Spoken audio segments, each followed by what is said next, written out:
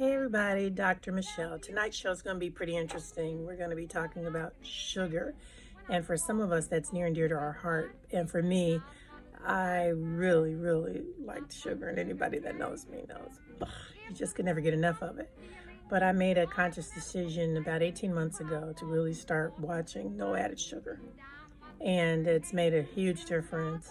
I think one of the first things you'll see is there's a huge difference in your overall attitude. Not grumpy as much. Your skin tone, I've gone up 2 makeup shades. You'll notice a change, bloating, inflammation.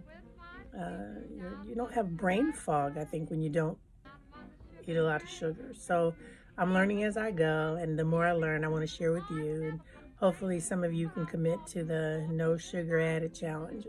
It's kind of hard, I think, to go completely without sugar because it hides it so many ways, and I'll share some of the different names. There's over 50 names of sugar, and it hides itself. But I think as I share knowledge with you, hopefully you'll try to take this journey as well. Sugar is really not good for us. It tastes so wonderful, but it's just really not. So, I'll share what I have. If you've got comments of having similar challenges with sugar, it's probably not a bad thing to commit to. So, hope you enjoy tonight's show. Almost 70% of bar-coded food products sold in the United States contain an added sweetener. People who got 17% to 21% of their calories from added sugar had a 38% higher risk of dying from cardiovascular disease. Here are the top 5 sources of where our added sugar comes from. And look at number 1, folks. Sugary drinks and soda.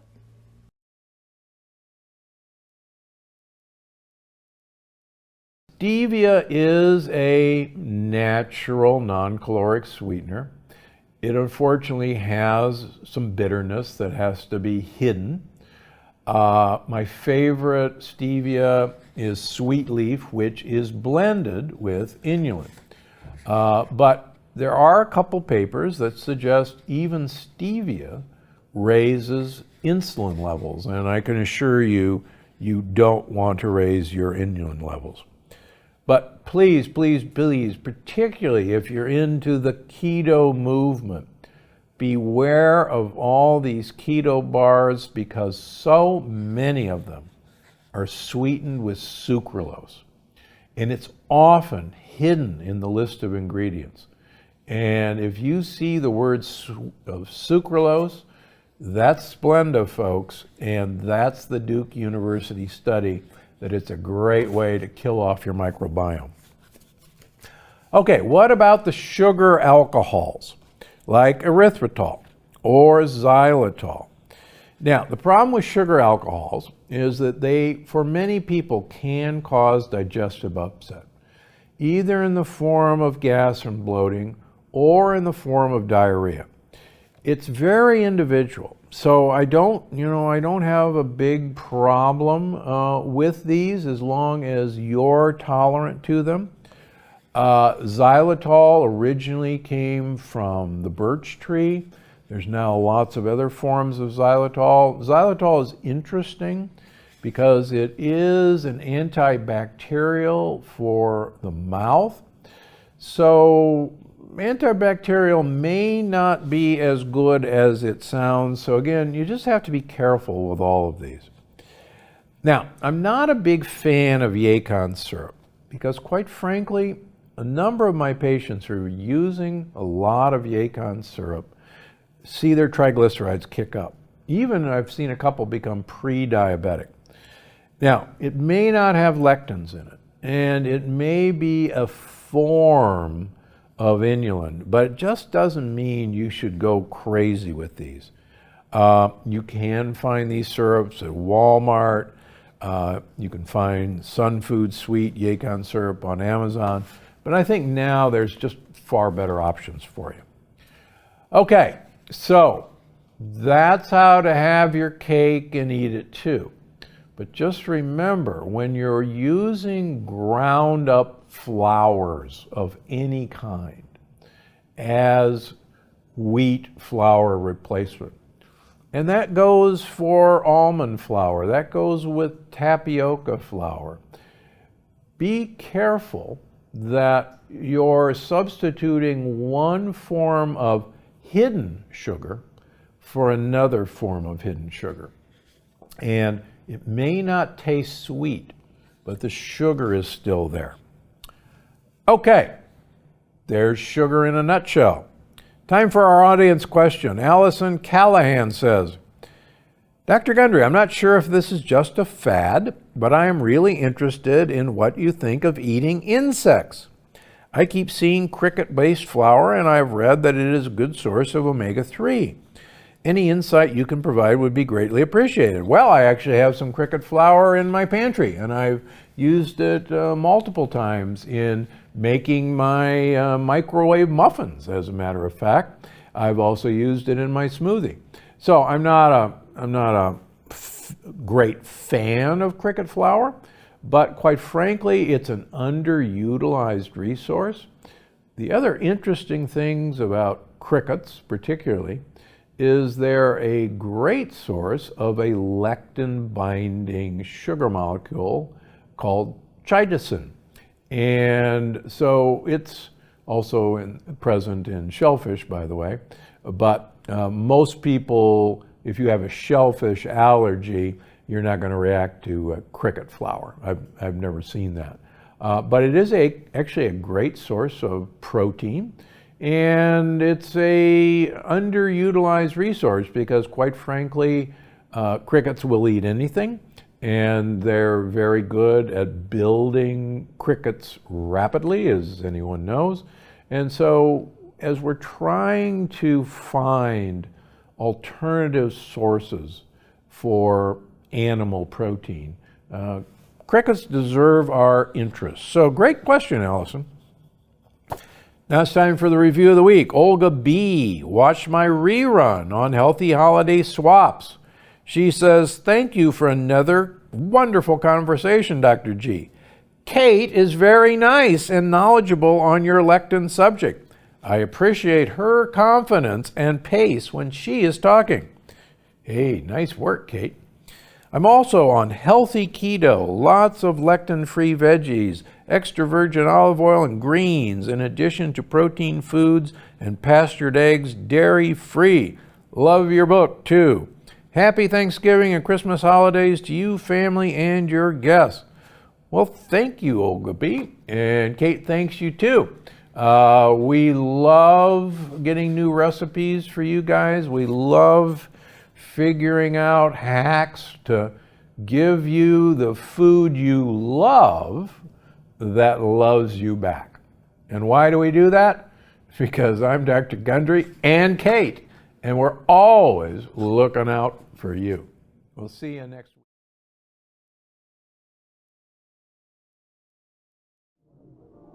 Sugar is made from water and air. We can't do it ourselves. The trick of making sugar is a special talent of the vegetable world. And no plant does it more efficiently than the sugar cane. Day by day, the cane takes the water from the soil and the carbon dioxide from the air and stores them in a unique combination that we call sugar. This is Fiji in the South Pacific, where most of the sugar we use in British Columbia is first created. Sugar cane is not grown from seeds, but from cuttings. Long stalks of the mature cane are fed into a special plow, which cuts them into short pieces, and these are planted horizontally in the soil. Every cutting has 3 or 4 buds, and soon after planting, the buds sprout, put down roots, and grow into new plants.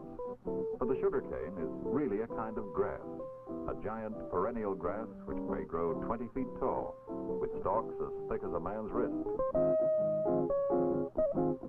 Sugarcane needs tropical sunshine and plenty of water, as much as 100 inches per acre. But where conditions are right, it grows fast and high, and in a year or so, the crop is ready for harvesting.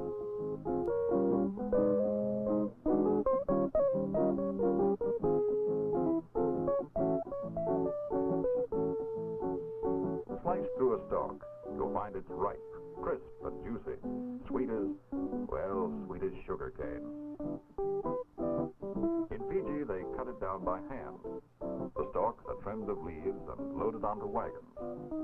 The sheer weight of the crop is surprising.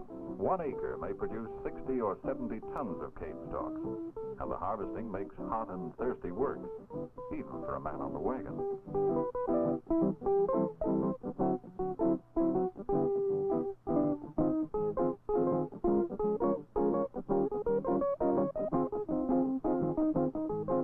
Once they're fully loaded, teams of oxen tow the wagons to central collection points scattered around the plantations.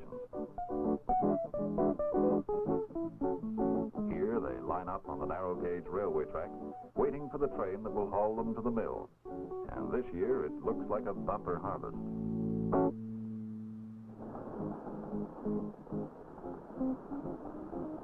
The first step in making sugar cubes is to extract the sugar from the cane, and this is usually done in the general area where the cane is grown.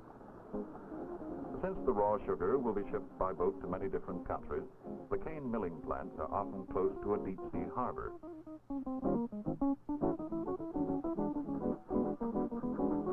Different trains bring in a constant stream of trucks piled high with cane stalks. For today, sugar is the chief crop of the Fiji Islands.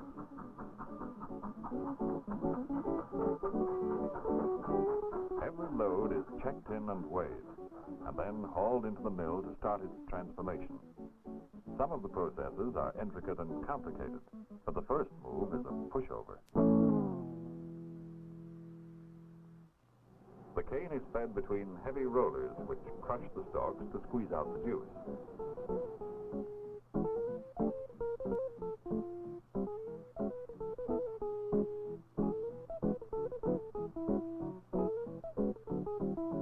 The cane juice is extracted and run into tanks to be treated chemically, clarified, and finally piped to the evaporators, large cylindrical drums where it can be boiled under vacuum to remove most of the water. The concentrated juice becomes a thick syrup, and in the vacuum pans, the sugar crystallizes out. The sticky brown mixture of sugar crystals and syrup is fed into centrifugal machines which revolve at high speed. This operation is called curing or purging the sugar, and in a few minutes the mother liquor has been spun off, leaving a mass of golden brown crystals, ready to be conveyed by a turning scroll to storage bins, from which the sugar feeds down by gravity into bags. This is raw sugar, about 96% pure sucrose, and it is this product which is shipped to refineries all over the world. The bags are used to transport the sugar to the boat, and conveyor belts bring them to the main dispatch point.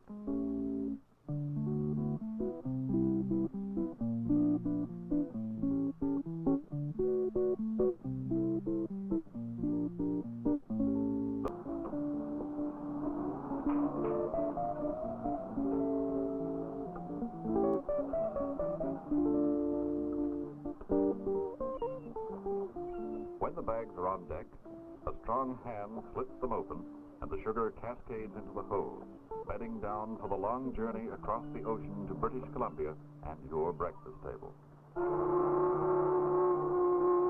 In Vancouver, the boats tie up at the sugar refinery's wharf, and from here on, mechanization moves into top gear.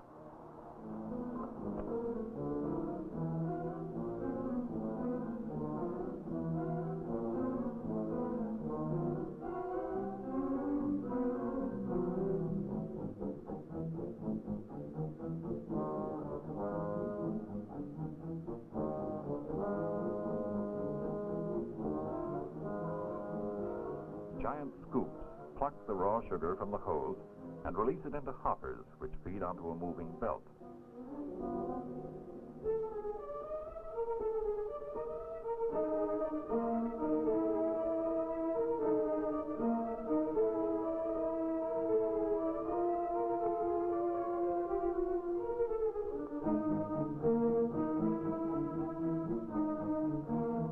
The sugar is carried up to the weigh house, where each hopper load is sampled and accurately weighed.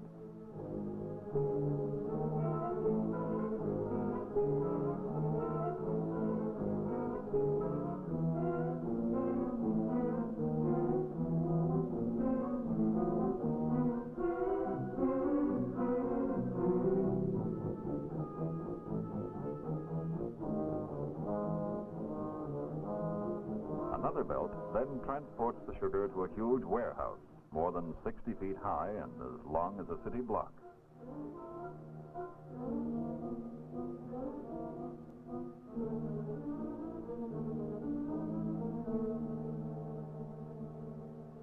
Inside, the sugar is stored in towering mounds, thousands of tons at a time, a gigantic reservoir of raw sugar to keep the refinery in constant production until the next boat arrives.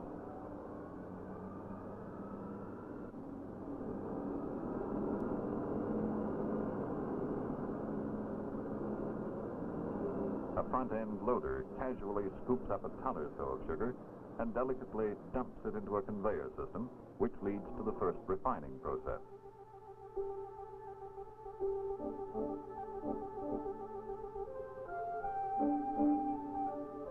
Raw sugar is mingled with a hot syrup to form a thick, semi-fluid material called magma.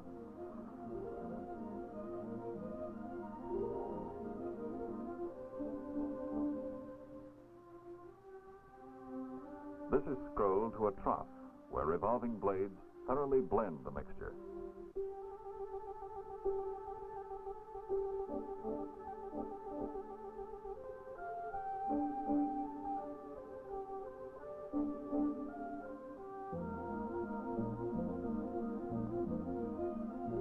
The magma is then fed into a bank of centrifugal machines.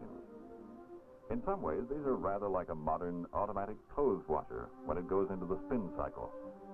They have an inner metal basket which revolves at high speed and is perforated with tiny holes or slots. A charge of magma is piped in, the basket spins, and the syrup is spun off. Jets of hot water spray onto the spinning sugar and wash away the dirt and molasses. The machine stops, the washed raw sugar drops out into a trough below.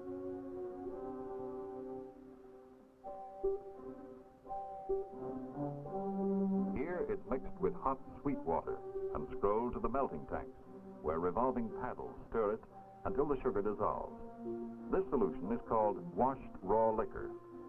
The sweet water used in the melting is a dilute sugar solution of high purity, which is a byproduct of later processes in the refinery.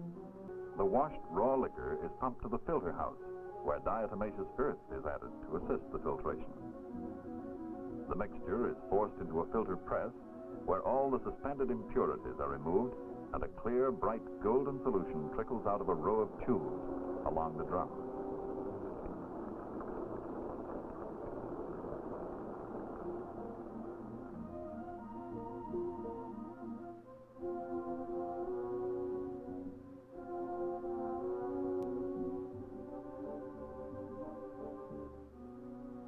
The impurities of the diatomaceous earth remain behind in the filter, and this is opened after every cycle of operations to remove the sludge and wash down the filter leaves.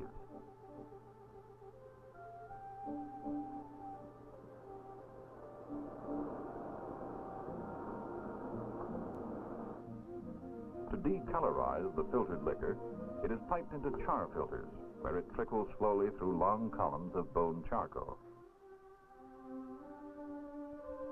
Industrially, this process takes place in closed cast iron cylinders, but it can be watched on a laboratory scale in transparent vessels.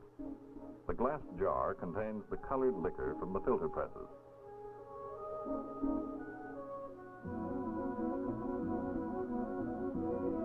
It drips slowly through a glass column packed with bone char and comes out the other end sparkling clear and water white.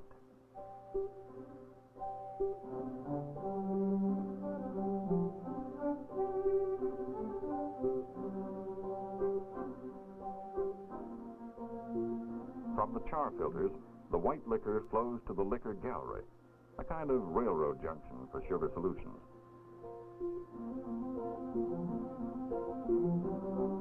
Here, the various liquors are inspected, checked, and routed to other points in the refinery.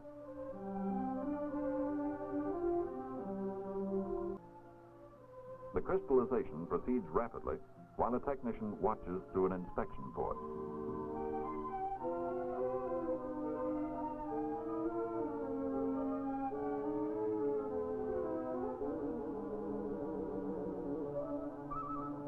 Inside the vacuum pan, the liquor boils furiously.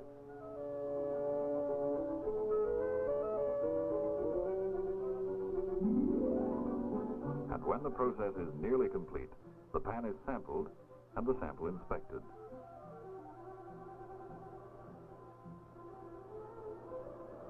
When the crystal size is right, the contents of the pan are discharged into another bank of centrifugal machines where the mother liquor is spun out. As before, the sugar is sprayed with pure water, this time to remove all traces of syrup from the surface of the crystals.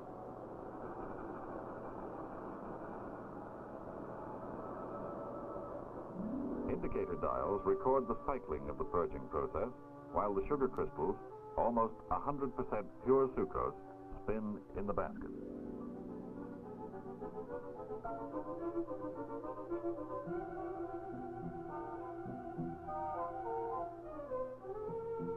At this stage, the centrifugals are completely automatic, their operations regulated by electric relays and preset time controls. The moist sugar crystals discharged from the centrifugals are conveyed to the granulators, king-size tumbler dryers.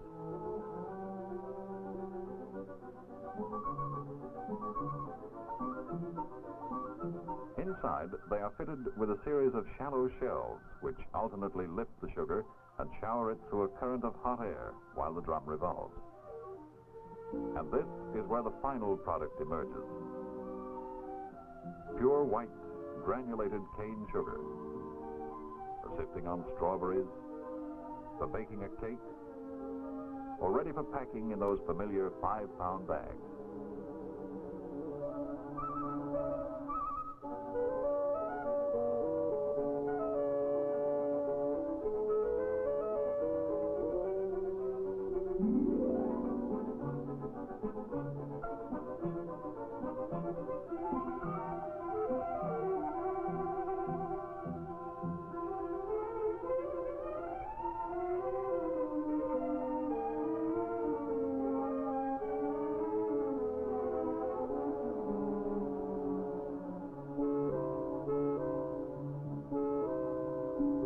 Pounds of sugar, 80 ounces of tropical sunshine, coming your way.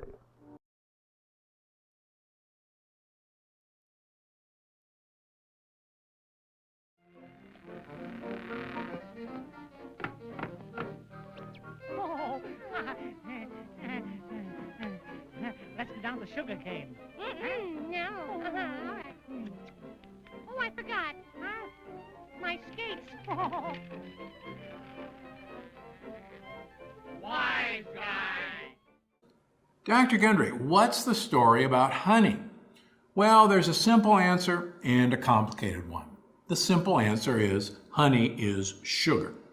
And as you've probably heard by now, sugar is incredibly dangerous to your health. In fact, it's one of the most poisonous things you can put in your mouth, no matter where it comes from. Yep, whether it's cane-based, maple-based, corn-based, or made by bees, sugar is terrible for your health. Even fruit sugar is problematic, which is why I only suggest eating fruit in season and in moderation. Which is why it kind of surprises me that even though honey is famously a type of sugar, so many people ask me about it each day. Or worse, keep using it even when the rest of their diet plan is plant paradox perfect. I guess it's because it's got such a healthy reputation. I mean, it's made by bees, and it's been used in natural remedies for years. And I'll be honest, it's not 100% on the no list. Though if you must eat honey, I encourage you to eat less than 1 teaspoon of honey a day. And make it Manuka honey or raw local honey if possible. Why? Well, out of all the varieties of honey out there, Manuka honey has the most potent antibacterial properties. That's why it's actually used topically in wound healing. It's actually been approved by the FDA. It's also got potential for keeping your mouth healthy. Again, that's thanks to those antibacterial properties. And it's great for easing sore throats too. So, if you must eat honey, Do it when you're feeling under the weather. And again, just a teaspoon a day max. Now, if you can't find Manuka honey at your local store, or if it's a little bit out of your price range, that's okay. It's not the only option out there. Raw local honey shows potential in helping people deal with pollen allergies. Just find honey made within a few miles of you. If one of your neighbors has a beehive, that's perfect.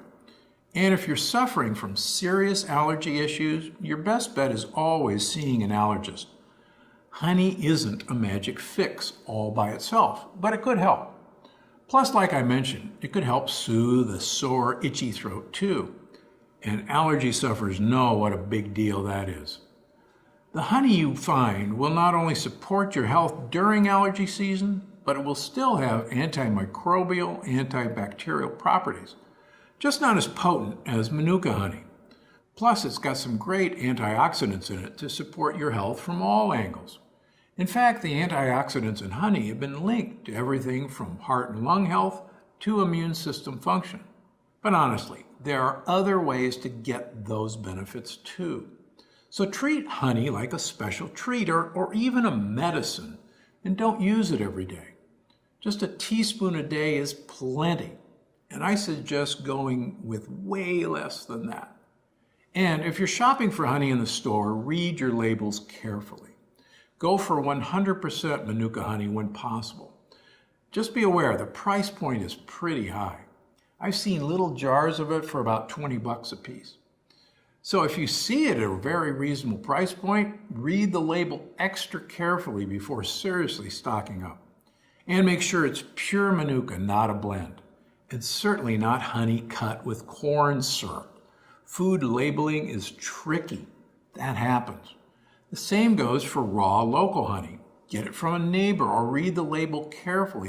But other than that, even though honey is sugar, raw local honey or Manuka honey are on the yes list, provided you keep it in moderation, less than a teaspoon a day max. Because I'm Dr. Gundry, and I'm always looking out for you. If the moon comes stealing, I will never complain. When I'm walking, talking with my sweetness down my sugar cane, little stars are winking, winking down to us from above. We know what they're thinking while we're making out on the sugar cane. If the moon comes stealing, I will never complain. When I'm walking, talking with my sweetness down my sugar cane, little stars are winking, winking down to us from above. We know what they're